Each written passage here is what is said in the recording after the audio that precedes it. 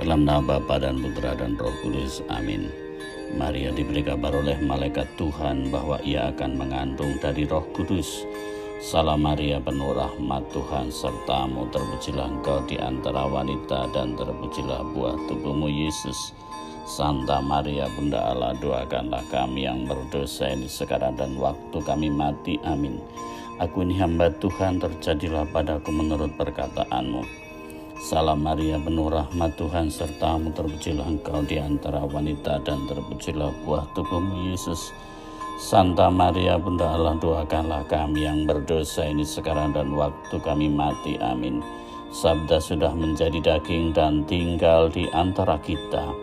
Salam Maria, penuh rahmat, Tuhan sertamu, terpujilah engkau di antara wanita dan terpujilah buah tubuhmu Yesus. Santa Maria Bunda Allah, doakanlah kami yang berdosa ini sekarang dan waktu kami mati. Amin. Doakanlah kami ya Santa Bunda Allah, supaya kami dapat menikmati janji Kristus. Marilah berdoa ya Tuhan, karena kabar malaikat kami mengetahui bahwa Yesus Kristus Putramu menjadi manusia.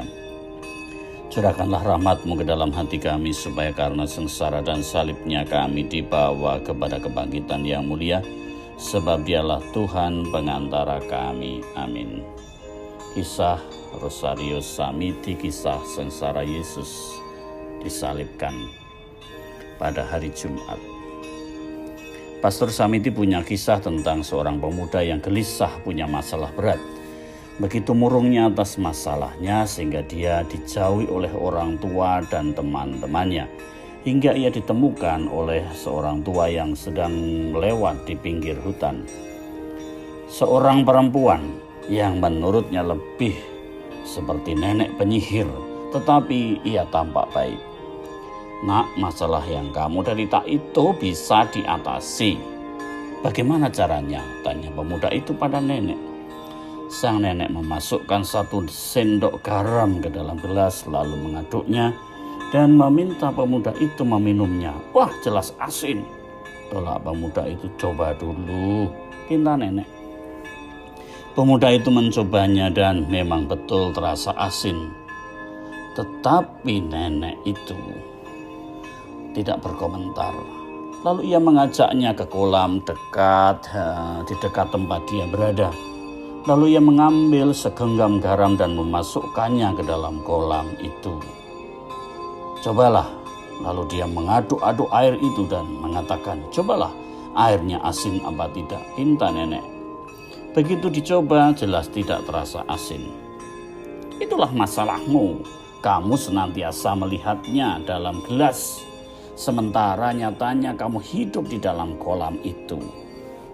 Itu terjadi semua tergantung dari mana kamu melihatnya. Kalau sedang punya masalah, anggap itu sedang berada di dalam danau. Masalahmu itu sebagian kecil saja dari seluruh hidupmu. Jangan kamu sia-siakan dengan perkaramu saja. Masih ada hal yang baik.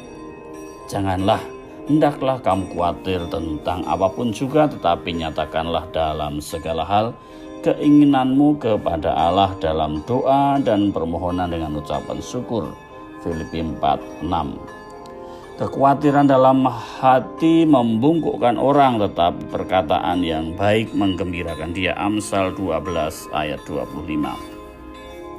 Yesus menderita sengsara, ia disalibkan. Ia tidak melihat deritanya hanya karena dirinya sendiri, melainkan karena kasih yang besar yang dikerjakan bagi banyak orang. Tetapi sesungguhnya penyakit kitalah yang ditanggungnya dan kesengsaraan kita yang dipikulnya. Padahal kita mengira dia telah kena tulah, dipukul dan ditindas Allah. Tetapi dia tertikam oleh karena pemberontakan kita, dia diremukkan oleh karena kejahatan kita. Ganjaran yang mendatangkan keselamatan bagi kita ditimpakan kepadanya, dan oleh bilur-bilurnya kita menjadi sembuh. Kita sekalian sesat seperti domba, masing-masing kita mengambil jalannya sendiri, tetapi Tuhan telah menimpakan kepadanya kejahatan kita sekalian. Dia dianiaya, tetapi dia membiarkan diri ditindas dan tidak membuka mulutnya seperti anak domba yang dibawa ke pembantaian. Seperti induk domba yang kena keluh di depan orang-orang yang menggunting bulunya, ia tidak membuka mulutnya. Kitung Yahweh, Mbah Yahweh, Yesaya 53, 1-7. Berkah dalam